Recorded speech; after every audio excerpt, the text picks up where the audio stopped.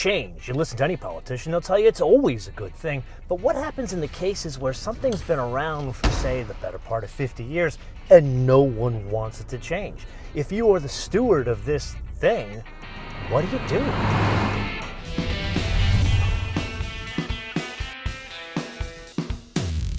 We need to kick off today's episode with an admission. There are a handful of cars that you and I have driven over the years that I look for excuses to get back here at the hangar so we can drive them again, because the experience is so unforgettable even though they don't change very often. For example, Miatas, Porsche 911s, and Gelandewagens. However, Gelandewagens or G-Wagon, whatever you want to call them, they stand out because they are terrible vehicles. They really are terrible to drive, but that is not a bug, that is a feature. That's why you, me, and many other people love driving them, and that's why they're around for now 45 years. However, today we didn't need to find an excuse because Mercedes has made significant changes to them. There are now more than 2 Gelandewagens. There is this, the G550. It has the integrated starter generator motor that sits between the engine and transmission for instantaneous torque. Then there's the G63, which is just for Neanderthals like you and I. And then there is the coming EV. If I'm reading the tea leaves correctly, this is kind of the stopgap between some of the, if we're honest, weak efforts that Mercedes has done with the EQ series and the coming A-Class we're going to see in 2025. It does some tricks both off-road as well as some packaging. Back to this, a mild hybrid. What makes it special? Well, fuel efficiency is not one of them. 17, 19, 18. And then there's the performance figures. This is a 6-cylinder. You would think this is kind of like previous 6-cylinder G-Wagons where they can't get out of their own way. This one, shockingly, 0 to 60, 5.3 seconds, and VMAX 130 miles an hour. Now, all that aside, I wouldn't be doing my job if I didn't fully disclose that there are changes beyond the propulsion system. Changes you and I don't get excited about when it comes to Gelandewagens, and that is design. You'd have to get a magnifying glass out to see some of the changes in the front. They tell me there's some changes in the rear. I can't see it, and there are some slight changes to the interior. Other than that, what we need to understand as we go through this entire exercise driving this thing today, it is still the terrible and imperfect vehicle that we love to drive.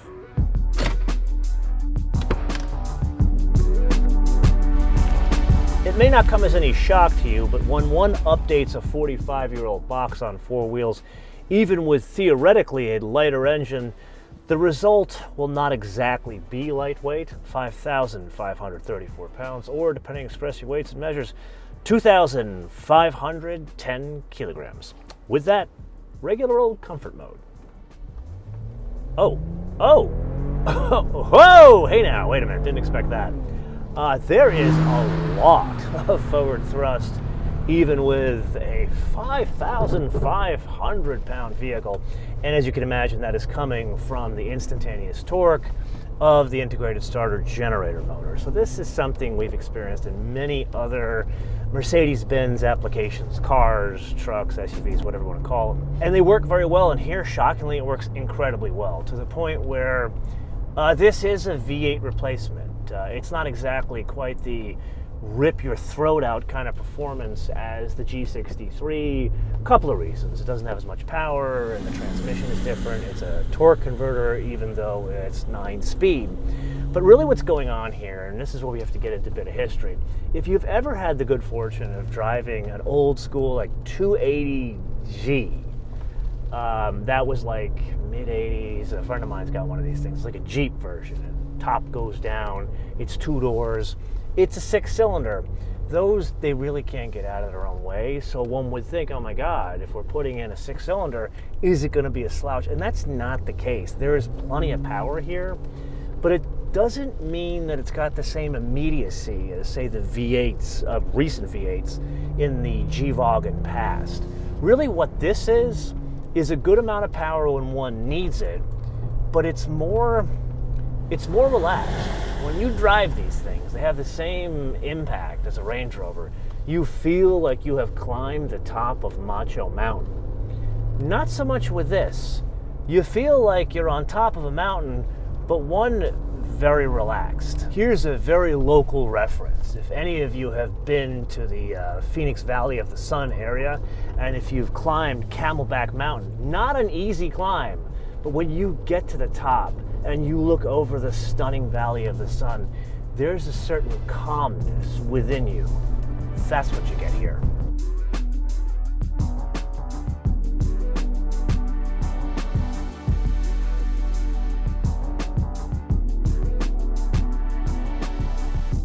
This is one of these cars in one of these episodes where we're going to have to talk a little history because this is special. And it's quite an interesting and unique story. It starts back in 1972 when the then Shah of Iran, who supposedly was a shareholder in Mercedes, I don't know if this is like an old wives' tale, he was like, hey man, we should make a military vehicle. And so they took 7 years to develop this, and they developed it alongside of what was then Steyr Daimler Puch, which is or was an Austrian company. That has now become Magna Steyr, which is a Canadian company, but they still do manufacturing for, obviously, these. They make some Porsches, but back to the Gelandewagen. This came out in 1979, and they had 4 different engines that ranged from 72 horsepower up to 156 horsepower. So it wasn't like a fire-breathing monster that this thing is. And the plans were twofold. They were going to sell it as a military vehicle, which indeed they did, and sell it as a vehicle under contract, either with different manufacturers or different countries. Like, for example, Peugeot made a version of this and sold it in France. Or this, as a Greek, I'm actually quite proud of this. There was a Greek company that was state-owned that manufactured these things and sold these things in Greece as well as to the Greek army. Now the military applications, that's the more interesting part of the history of this thing. 40 different countries either have had or have these things in their livery for military use. First country that adopted the G-Wagen was Argentina. But then there was another derivation of the Gelandewagen that had nothing to do with breaking things and killing people, exactly the opposite. And it probably, aside from the one the Russian president uses, it's probably the most famous one of them all, came in 1980, and that was the Pope-mobile. And it did do Pope duties. It went all over the world. But then, I don't know if Mercedes, they repoed it or bought it back and made a donation, but now it's in the Mercedes Museum in Stuttgart. And here we are 40 years later, it's still manufactured in the same place near Graz in Österreich. There is a mountain, Schöckel. And if you look at the door jamb of any G-Wagon, there's like a tested in Schöckel sign, like badge they put there. And apparently every single last vehicle that comes off of the line goes on this 5.6 kilometer test loop that is literally about going up a steep grade and down a steep grade in this mountain in the Austrian Alps. If that ain't a story, I don't know what is. So being you and I have already had the discussion of the impact of heads of state on the development of this vehicle, rather than having a round of the options game, we should have a discussion of the impact of heads of state on this vehicle today. And the short answer there is inflation. You see, the base price of this, the most basic G-Wagen on offer, $148,000. Now, the obvious question, how much was the last one we drove?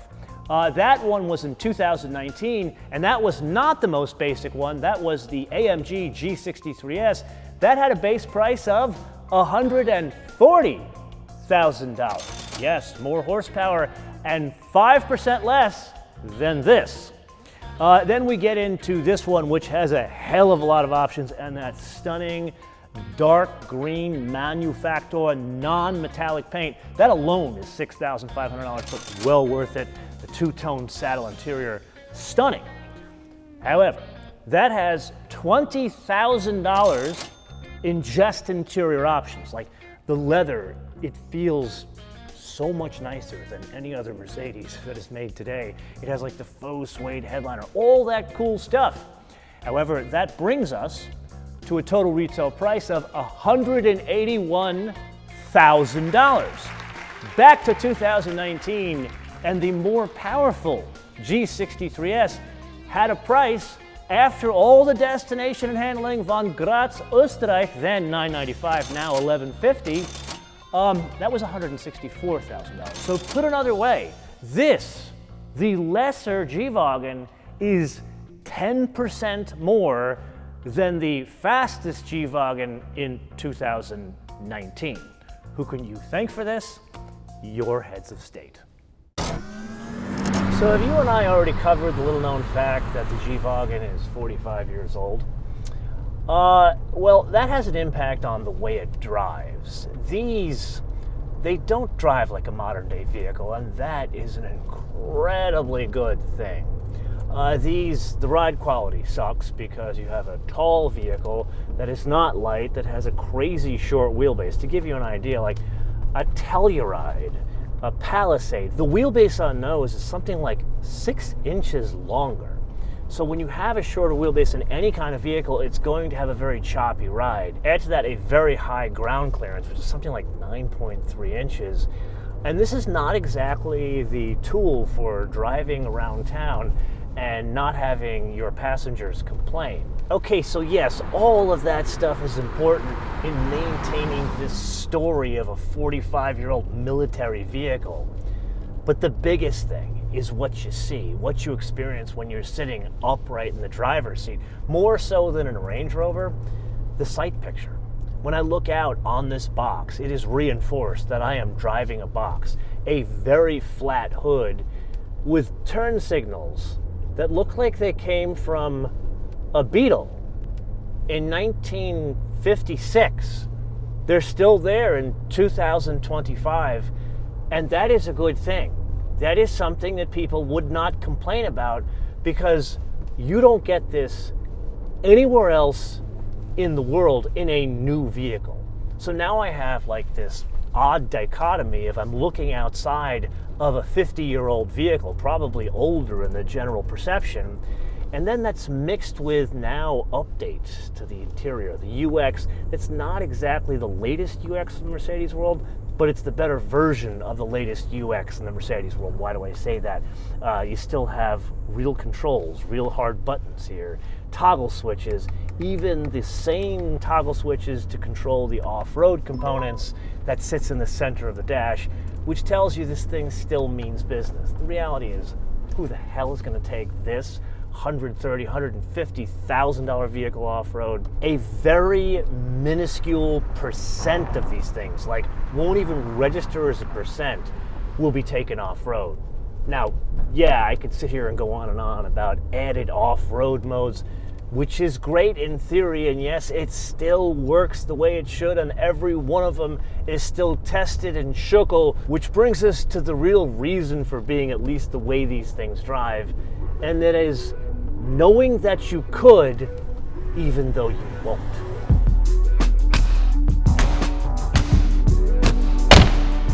There's a lesson here, and the only way to describe it is Back to the Future. Now follow me for a minute here. I've explained over the years that Mercedes, they used to engineer cars to a standard, not a price, that changed negatively in the 90s, then changed again more positively in the 2000s, and then as we've moved into the world of EVs, I feel like we've slipped backwards. Not so much that the cars are bad, they just kind of don't know what they want to be. This is anything but, I don't know what I want to be. This is a Mercedes from a time gone by, really a car from a time gone by, and that's why people buy it, pay sticker or more, and wait in line and are thankful.